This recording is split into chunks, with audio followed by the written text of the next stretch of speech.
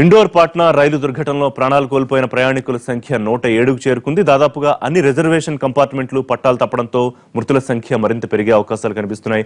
బోగీలు నుజ్జునుజ్జుగా మారడంతో మృతదేహాలు గుర్తుపట్టలేనట్టుగా మారిపోయాయి. 250 మందికి పైగా గాయపడితే వీరిలో 76 మంది పరిస్థితి ఆందోళనకరంగా ఉన్నట్లు రైల్వే ఆసుపత్రి వర్గాలు చెబుతున్నాయి. ఇటీవల కాలంలో ఈ స్థాయి దుర్ఘటన జరగలేదు. రైలు ప్రమాదంపై ప్రధాని మోడీ తీవ్ర దిగ్భ్రాంతి వ్యక్తం చేశారు.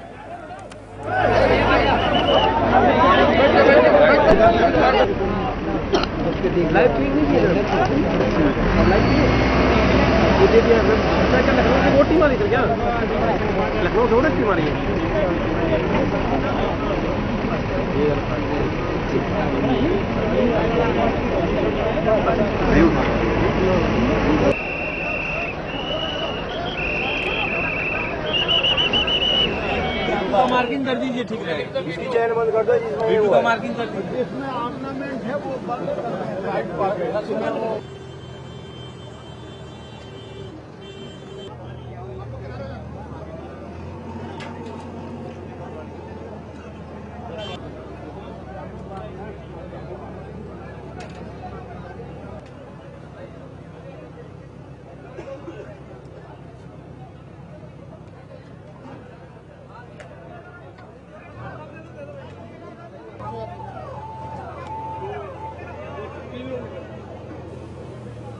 ప్రమాదం జరిగిన ప్రాంతంలో సహాయక చర్యలు కొనసాగుతున్నాయి. కొన్ని బోగీలను పూర్తిగా తొలగించారు. నుజ్జునుజ్జైన బోగీలను తొలగించేందుకు తీవ్రంగా ప్రయత్నిస్తున్నారు.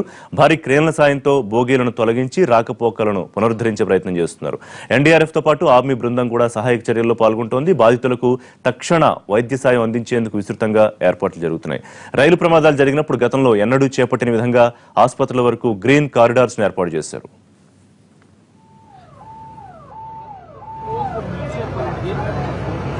जस्ट डब्बे के नीचे चपक गया है, एकदम करीब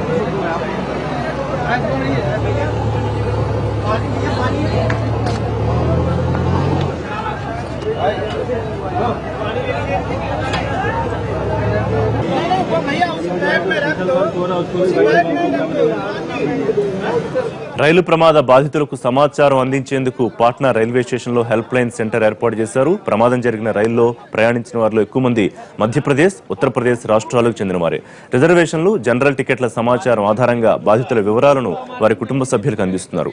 ఇండోర్, ఉజ్జయిన్, ఝాన్సీ, ఒరాయిలలో హెల్ప్ లైన్లు ఏర్పాటు చేశారు. ఈ రైల్లో ప్రయాణించిన వారిని ఇతర మార్గాల ద్వారా గమ్యస్థానాలకు చేర్చే ఏర్పాటు చేశారు.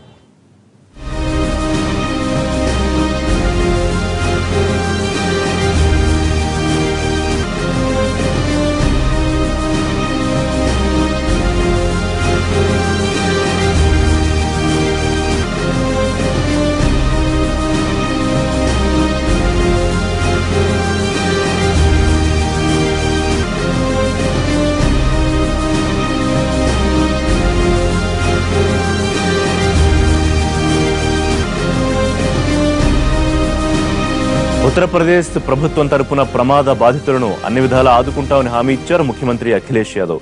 ప్రమాదం జరిగిన వెంటనే పోలీసు ఉన్నతాధికారులను ఘటనా స్థలానికి పంపినట్లు చెప్పారు.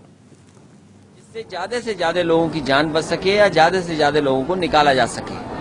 मैं समझता हूँ ये घटना दुखद हुई है, ये घटना ऐसी नहीं हो, क्योंकि बहुत से बेचारे जो सफर में हैं उनकी जान चली गई है। इसमें संख्या अभी आई है, लेकिन हो सकता है संख्या बढ़े भी और ज्यादा से ज्यादा लोगों को बचाया भी जा सके। मैं समझता हूँ काम तेजी से है, वहाँ पर सभी संबंधित अधिकारी मौके पर हैं, दवाई से लेकर के सब इंतजाम है, जिससे कि ज्यादा से ज्यादा लोगों की मदद और राहत पहुँचाया जा सके। क्योंकि अगर घटना हो और घटना हो गई है तो सबसे पहले प्रदेश सरकार ही की जिम्मेदारी बनती है। రైలు ప్రమాద బాధిత కుటుంబాలకు కేంద్రం అండగా ఉంటుందన్నారు హోంమంత్రి Rajnath Singh. Railway rescue teams తో పాటు ఎన్డీఆర్ఎఫ్ బృందాలు కూడా సహాయక చర్యల్లో పాల్గొంటున్నాయని చెప్పారు. हमारी रेल मंत्री जी से भी बात हुई और साथ ही हम लोगों ने तुरंत रेल राज्य मंत्री श्री मनोज सिन्हा जी को वहां पर मौके पर भेजा है और प्रातःकाल ही हमारी डीजी एनडीआरएफ से बात हो गई थी और वाराणसी से और गाजियाबाद से और दिल्ली से तुरंत एनडीआरएफ की टीम्स जो है वहां पर राहत कार्य के लिए भेज दी गई थी। और स्वयं मैंने डीजी एनडीआरएफ को भी कहा कि आप भी मौके पर पहुंचे। 9 बजे वो भी यहाँ से प्रस्थान किए हैं और मनोज सिन्हा जी भी अपनी टीम के साथ उस स्थान पर पहुंच गए हैं। घटना बड़ी है, बहुत ही दुर्भाग्यपूर्ण है, हम सबको बेहद अफसोस है और जिन लोगों की मृत्यु हुई है हम लोग अपनी संवेदना व्यक्त करते हैं।